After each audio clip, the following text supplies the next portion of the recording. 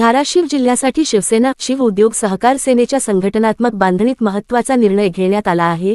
शिवसेना मुख्य नेते तथा महाराष्ट्राचे उपमुख्यमंत्री माननीय एकनाथ शिंदे यांच्या आदेशानुसार आणि शिवसेना सचिव माननीय संजय मोरे यांच्या सूचनेनुसार शिव उद्योग सहकार सेना धाराशिव जिल्हाध्यक्षपदी नव्या पदाधिकाऱ्याची नियुक्ती करण्यात आली आहे।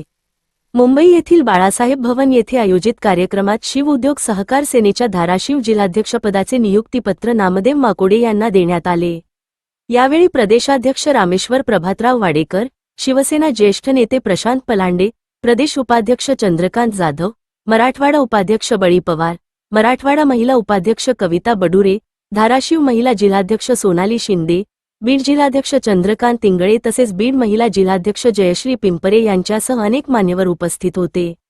नियुक्तीनंतर नवनियुक्त जिल्हाध्यक्ष नामदेव माकोडे यांनी पक्षश्रेष्ठी, वरिष्ठ नेते आणि उपस्थित मान्यवरांचे आभार मानत बाळासाहेब ठाकरे यांच्या विचारांवर आणि धर्मवीर आनंद दिघे यांच्या शिकवणीवर चालत जनसेवा आणि पक्ष संघटना अधिक बळकट करण्यासाठी पूर्ण ताकदीने कार्य करण्याचा निर्धार व्यक्त केला आहे।